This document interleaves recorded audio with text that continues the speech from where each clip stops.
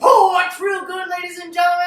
That's your boy Skinny Jeans. I'm Ted the Tank. And you're probably like, oh my god, what are you guys doing? And Wednesdays is the review, Friday is the cocktail. Oh my god, what's going on this week? That's because we got some huge news. We've alluded to it many times. Depending on when the review came out, you probably already know what's going on. We had an interview with Fifth Ward Brewing Company. Ian, we sat down with. Cool dude. And I hope you guys enjoy this interview as much as we enjoy getting this interview done. It was awesome. Took forever to finally accomplish this. It's been in the works with a few different places that backed out on us, clearly didn't believe in us. This place took a chance, and it was really fun working together. All right, you guys enjoy this interview, and keep it tuned.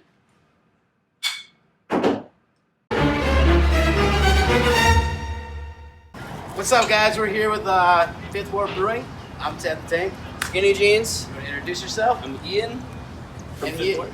You're the brewmaster? One of the brewers and one of the owners, then sales, bartender, janitor. Alrighty, so we kind of got in contact with these guys because Skinny Jeans moved down to the Oshkosh area and stopped in here, and he enjoyed it, and he's like, I'm going to email all these guys. And they're very small, they're just starting out. How many years have you been in business?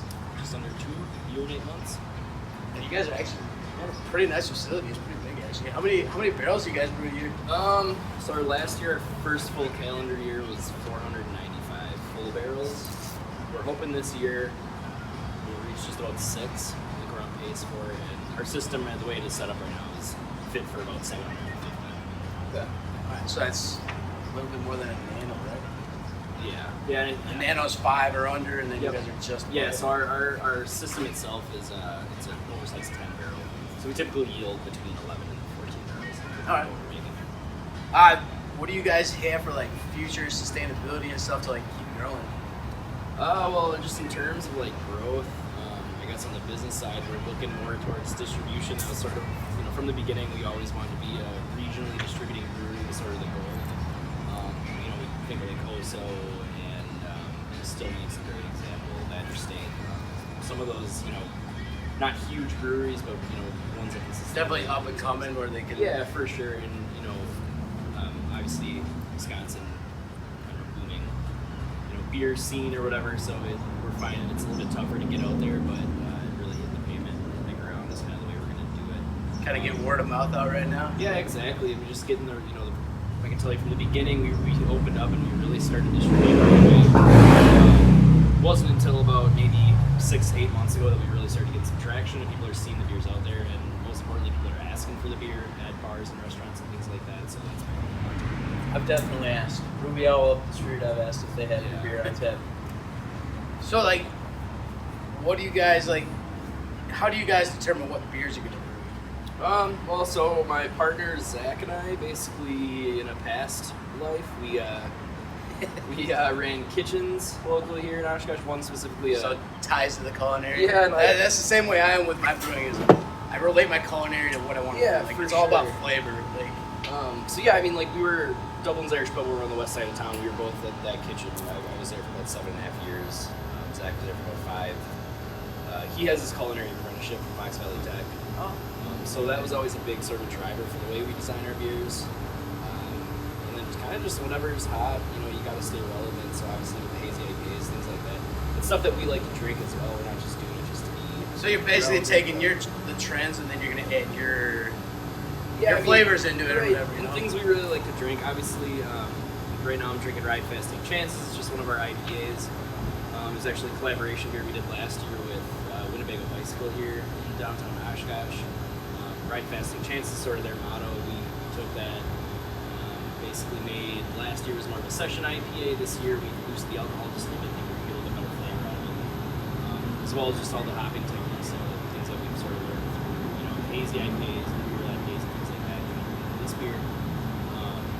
But a lot of it is collaboration. We do like to work with other local businesses. We did another beer with the Oshkosh Yacht Club this summer. It's their 150th anniversary, so they were looking for something really light.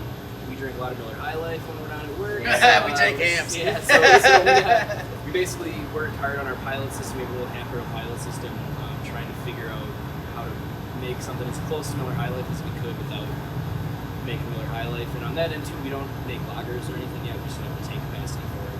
Right. High Life, yeah, and High Life being a lager, we weren't able to do that, but we were able to kind of cold ferment and really clean crisp cold fermentation. At least I was able to sort of get as close to High Life as we could. So a lot of that stuff. We have been big on kettle sours. We were sort of the first brewery around. That's what we have. Yeah, this kettle sour is awesome. So, and that too, I mean, like, you know, that beer alone allows us so many different flavor combinations to play with. It was either pineapple chamomile. Yep. That was one of those. Honestly, I've had another beer. It was a barrel aged sour pineapple that was pineapple chamomile. I really just love the flavors in that, so we kind of took that, tweaked the ratios, and really figured out how to make it work. See, that's where I am with homebrewing too. Is like I kind of just I find something I like I thoroughly enjoy still makes. Yeah. Guava juice IPA. Sure. I made a guava peach. Yeah. Like I just add my flavors into it. Like I try to tweak. Like I never want to make something the way somebody did. I always try to add that tweak in it. So it's kind of cool.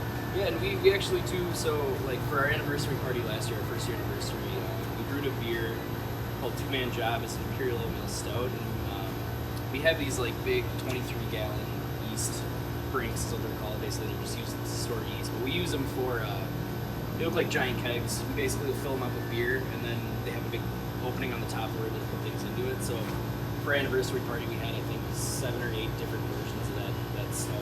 Just we put something in there with cocoa nibs, coconut, and coffee. That's pretty sweet. Yeah, take that out, put it into a keg, and then we refill it up with more of just the base beer. We kind of just do it that way. So it really is the idea of experimentation. We were just homebrewers on a giant scale. That's really all it is. So like, what made like when you guys first started out homebrewing and stuff together? Like obviously, is if you guys follow their website, they started in their college basement, their college dorm basement or whatever. Like, when did you guys decide to take that leap and say, I'm gonna put money into this and actually do what you enjoy?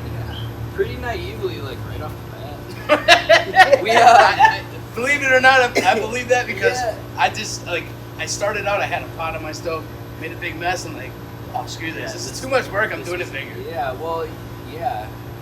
I was going to school here at UWO while working through college. Yeah. Zach also just through running kitchens and getting some culinary apprenticeship. He actually started going to UW Oshkosh as we were working on business plan and all that stuff. But I mean, I think before we even brewed our first batch on the homebrew scale, we were looking at keg sourcing and what the big equipment looks like and how to use it and all that sort of stuff. So I think started right off the bat. I didn't know what I wanted to do after college. I graduated with a biology degree, and it was just. So you know the science and stuff. Yeah, I was like making wine and stuff in my basement, just 5-gallon pails, but like real like prison wine sort of stuff. Or it was like Cheers from the store with bread. It was like Welch's grape juice with some sugar and water, and then some bread yeast. It didn't taste very good, but you mix it with a little Sprite, and it was drinkable. There you go. It was a college drunk. My roommates loved it, so there was that. And then basically, at the time, the place we were working, we had the most taps in Oshkosh. This was in 2010, 2011. And basically just seeing the whole craft beer thing kind of come into fruition. That was, maybe a couple years into really having it start to be big. Yeah, and, and seeing it, the different beers coming in and just shifting through and seeing what's popular and kind of what comes and what goes. And I've always been into that whole, I loved Pokemon cards when I was a kid, but not for, playing the Pokemon game. I was the same way. To see if I could get the money out of it. Yeah, well, reading, I always loved, the stats. You know what I mean? I love seeing the stats. And in beer, for me, it was a lot the same way, where it was all right, you could open up the beer style guidelines, and there's 100 styles, and here's how they all, I just thought that was so cool, that there was all these different varieties of beer. And not only that, but you could take each one of those and add and take away from it and kind of make its own thing. So, but yeah, just the whole culture around itself. We did a lot of beer dinners when we were cooking there, and so we got to meet a lot of the brewers and a lot of the reps and things and talk to them. And we always have a couple bottles of homebrew on hand that we'd be sampling out and things like that. So it just sort of one thing led to another. And I can give you the whole story if you. Yeah, let's hear it. Let's basically, the real truncated version, basically, yeah. So like I said, Zach and I met cooking in the kitchen there, and basically bought some homebrew equipment, went down to Milwaukee, the Northern Brewer down there back when it's still down there now. But Northern Brewery, still down there. Bought some equipment and then basically came back up here and brewed at first day we bought it. Made a saison, and honestly, I don't remember how that batch ever turned out. I really don't remember that one. It was the one and only kit we ever bought. Because like as cooking, like working in the kitchen, our whole thing was developing recipes. So that was half fun of it was making stuff. So Yeah. we did that right away. Basically, at that same time, one of Zach's roommates had was going through the business program at UWO, and had a little textbook that had a business plan outline in it, and basically we just took that, and every time we brew, just once or twice a week, we would just fill out another section. We had a big document on the computer. We would just, all right, we're going to tackle this thing today, and we would just get it done while we were brewing, whatever. And basically, about a year and a half later, we had a full business plan done. Utilized all our resources at UW Oshkosh, the Small Business Development Center, things like that. When we met our business advisor, who to this day we still work with her pretty regularly.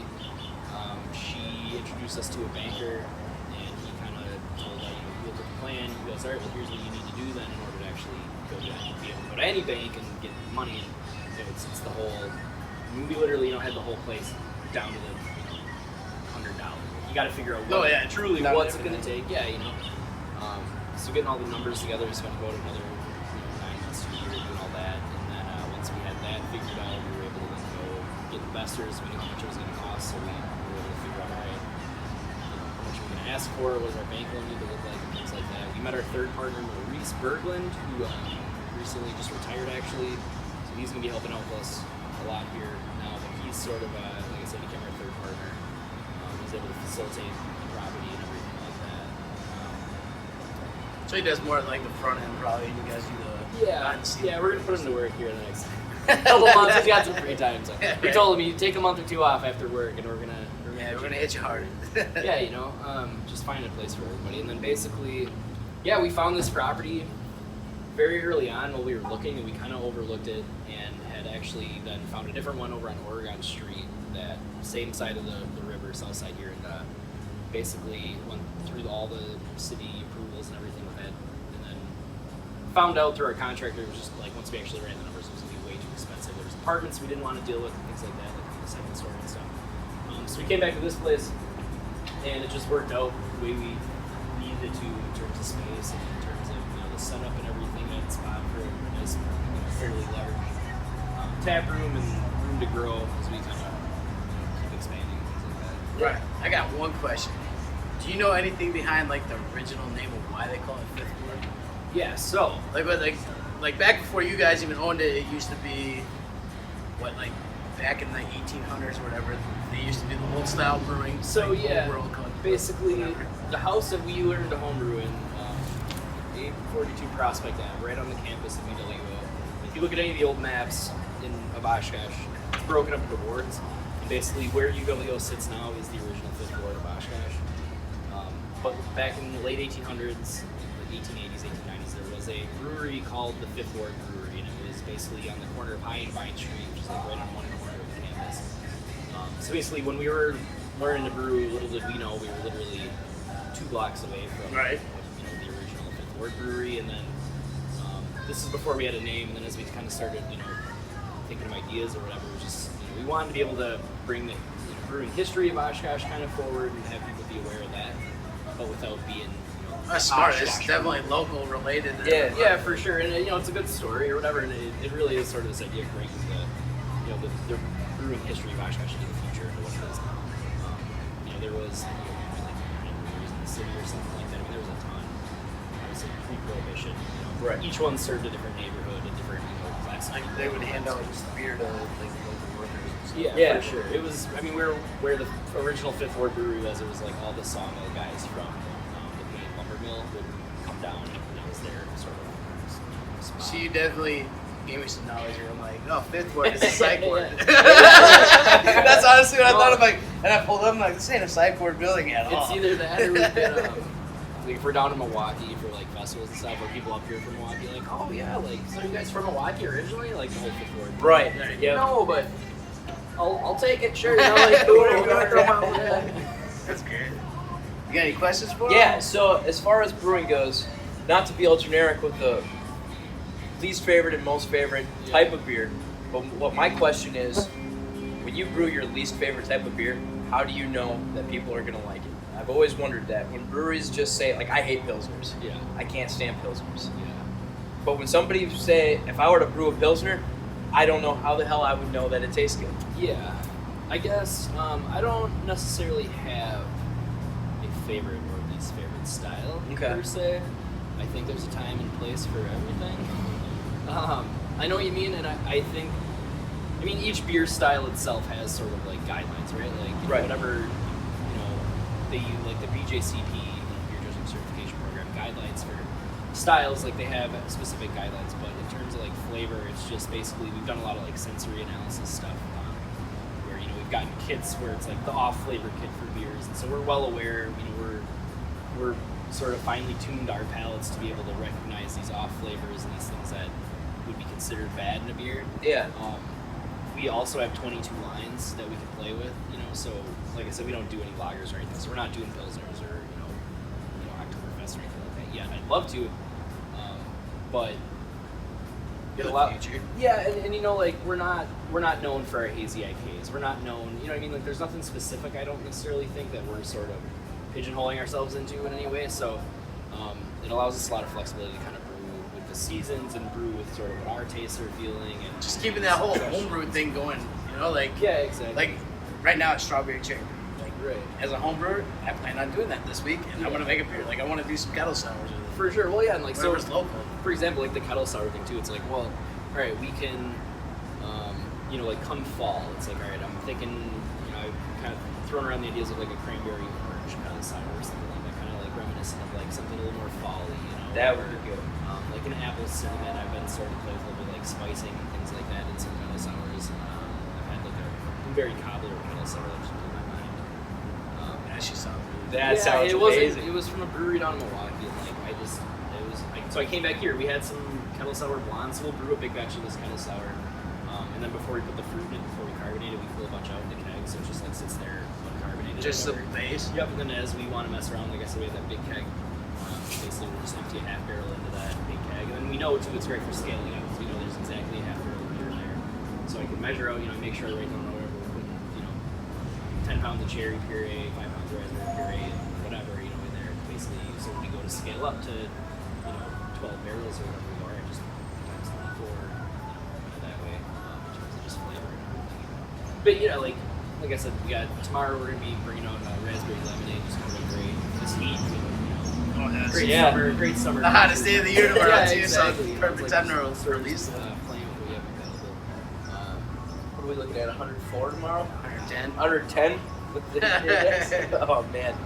And then too, just it takes the longer we're around, the more flexibility we have with what we're able to do. We actually this November we're going to be putting out our first barrel aged beer, so we have that 2-man job, that stout I mentioned earlier. We did that in February this year. We did 3rd barrels, so that's coming out November for our 2-year anniversary. Yeah, like that's like one of the hot things. Anything barrel aged is like super hot.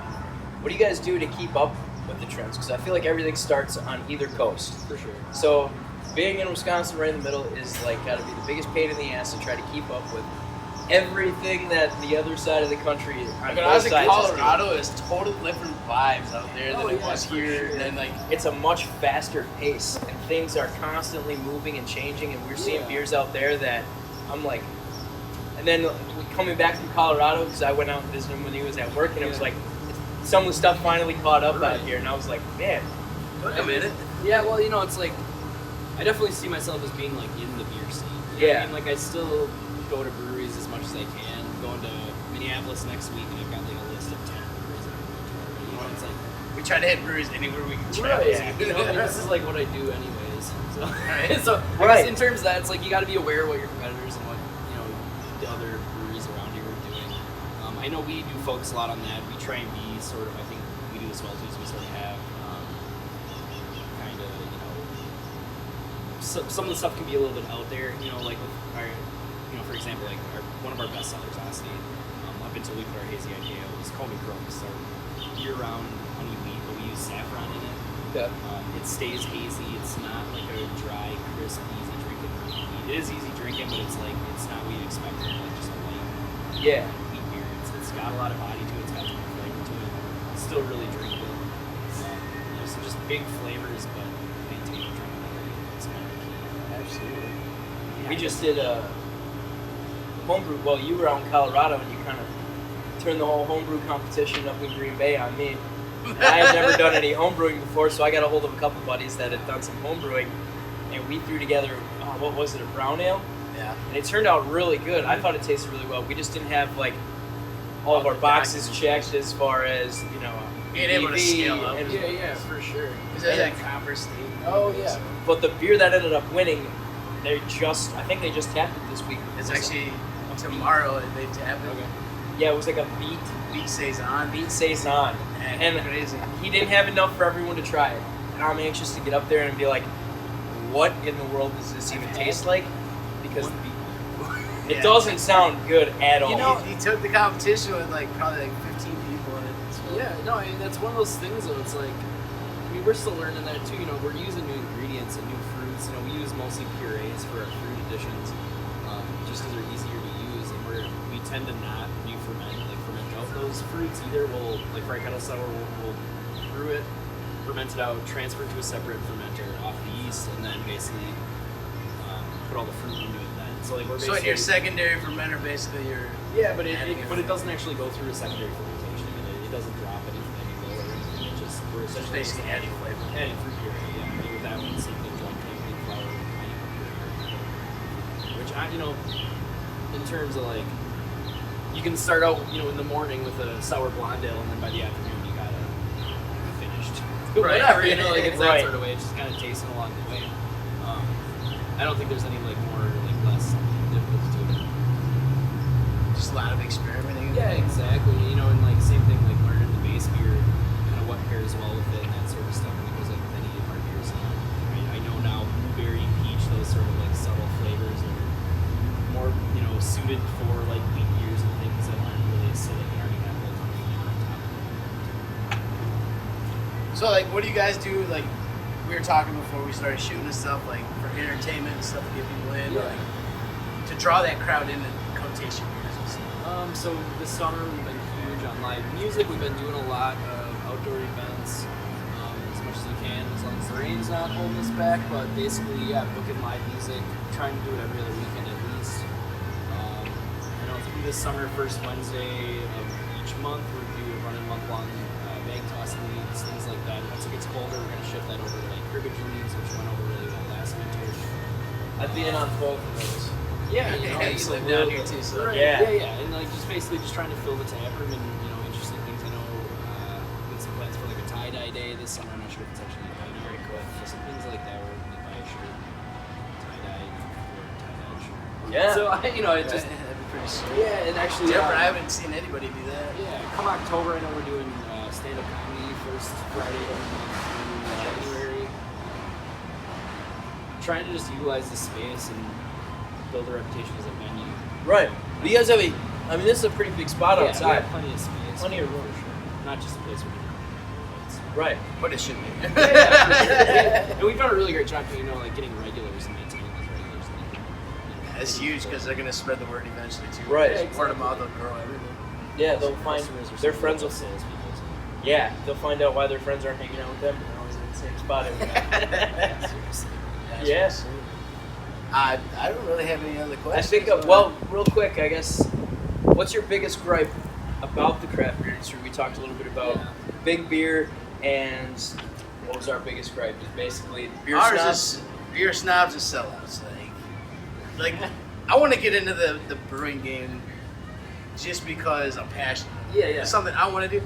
I could care less about money. Like, Yeah, well, it's good. There's no You money know. in it. Every brewery I've been to, there's no money in If it. you want to make money, don't open a brewery. I think my biggest gripe, is it's really hard to stay up on the trends. It really is, but at the end of the day, it's I think just I don't really have any gripes. See, I guess- want people to have fun again. Yeah, for sure. Like, And it's like, I think that like when is- you were back in college, did you really give a damn about beer, or were you just trying to get drunk? Well, yeah, for But sure. you want- it was but then the, you the don't case know of that Busch flavor. Light and Boxer 36 packs and all that stuff. Oh, God. But I mean, Lost Lake. yeah, I mean, like right when I turned 21, I I was, I was drinking bottles of like North Coast Brother Felonious, Belgian quad. I mean, like, things like, or Belgian double, like things like that. Like, I really was interested in it very early on, but I think what I think people just need to be a little bit more open-minded. I think a lot of people, I've learned this here too, is, with IPAs and things like that. I truly believe there's a beer out there for everybody. And I wish people were a little bit more receptive to that instead of just thinking craft is, like you guys were saying earlier too. Like somebody says IPA and it's just automatic. Yeah, like, oh no, I don't like It's IPAs. Or like dark beers. Like I love a good dark lager, like an easy drinking, crisp dark lager. And I think when people see a glass of dark beer, they assume it's high alcohol and it's going to be really heavy and hard to drink. A lot of the time, that's not even the case. Craft beer definitely has a little bit of a stigma. They think that it's just a bunch of hipsters that are going cycling on the weekend. And that's not the case at all. And I have so many friends, and I'm just like, I try to inch them closer to so many, even IPAs, like that's part of like all the reviews that we do. We try to give drinkability. Is this for someone like moderate to, I don't want to say expert craft drinker, but I always tell people, like, if you don't like IPAs, try a hazy or try a New England. Yeah, and maybe try something that's got a little fruit in it or something really like that. Blow your expectations. Exactly. Yeah, and that's, I think. So that's actually a really good one. Like being more open-minded in the craft beer game is like. And I think with how many breweries there are out there now too, it's one of those things where like I think brewers and breweries themselves and bartenders at tap rooms and things could do a lot better of a job too to be more forward and as long as someone's knowledgeable and they're able to pass that along without sounding like kind of an asshole. Right, and like being transparent about like what you're doing and what you're making and stuff too, and we've learned here too, it's like you don't want to like bombard people with information. You know what I mean? Like those people are going to make themselves known. If somebody wants to know what malts and what hops and what yeast you're using, they'll ask you. You don't need to have that stuff on your menu. Right. We always thought, in the beginning, we wanted to be sort of a knowledge hub for people trying to learn about craft beer, which is great, but the people coming through the door aren't coming in going, hey, teach me about craft beer. Exactly. Like they know they're here for a purpose. They know why they're here. They're coming to get craft beer. They at least have some sort of base knowledge. It's just giving them the information they need and want to be able to make a knowledgeable purchase about what you're offering. See, like that's kind of a big thing. Like when we were in Colorado, like I went to this brewery, and these ladies that were there, they were from right up north from where we're actually at. This was my last right there, yeah. And it was like they were asking for suggestions and stuff, and like the beer tender couldn't tell them anything. I'm like, it was funny because what flavor profiles do you like? These girls like were if I know right up. your flavor profile, I can easily direct you towards this beer or this beer because. All right, you like chocolate, you like coffee, you're going for your porters, your stouts. So you like, what do you usually drink? Exactly. If nobody. And they had all said, "Oh, we don't normally drink craft beer." It's like, "Oh, okay, we're a couple White Claws here." So I was like, "All right, what is your palate like?" They had a whole wall of taps, and I was like, "This guy can't direct you in any way at all." And it helped that these girls were like an hour and a half north of Green Bay, so we're like, we know exactly where you're from. Yeah, for sure. No, I mean, there's. I'm always so surprised too. Like same thing like you said with the hazy IPAs. Like some people that don't like IPAs, it's like they try a hazy, and like I've had it where people come in like, oh, I'm a Coors Light drinker. It's like, okay, well here's like our blonde ale, and you give it to them, they're like, no, I don't really like it. And I think because they're expecting to drink a Coors Light, they see a light beer like that, and then they'll end up on like a German alt, which is like it's like a great malty, crispy, German ale, and it's like, oh, this is the one. It's like, see, all along you like beer. You just didn't know. So you just never been presented with something that you'd enjoy. When someone tells me, I've got a buddy, all he drinks is Busch Light, and I always try to push stuff on him, and I always like giving him an IPA because I'm like, try this one, he'll like it, and he hates it. I know he's gonna hate it, but then I give him like a craft lager or a pilsner or something. He goes, that ain't bad. Yeah, man. Well, it's all about like. And a lot of it, beer in general, I feel like is an acquired taste. Yeah. That's how it was to me when I first started drinking. I hated the first beer that ever got me into craft beer because I was like, this trend won't last. I was like one of those guys. Then I had a Johnny Blood from Titletown, and I was like, this is really good. Then I started trying more. Hated IPAs for the longest time, and like you mentioned earlier, there's a beer for everyone. Yeah. I tried Fantasy Factory. Yeah. That was my first IPA that I was like, this is actually really good. And now we do all these reviews and we get yelled at by his wife. She goes, "Oh, you guys are doing another IPA again, I see." And I'm like, I can't help myself when I go to the liquor store. I'm sorry. That's why we have other people buy us beer now. So Yeah. you just go buy us something. Yep. No, I think I'm out of questions. Yeah, So I think we I'm could probably good. wrap her up. Oh, you guys thought it was over.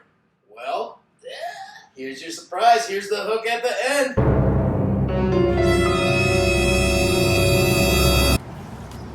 Hey, thanks for. Yeah, that's our first interview, and Yeah, you guys thank being you. awesome. Whoop.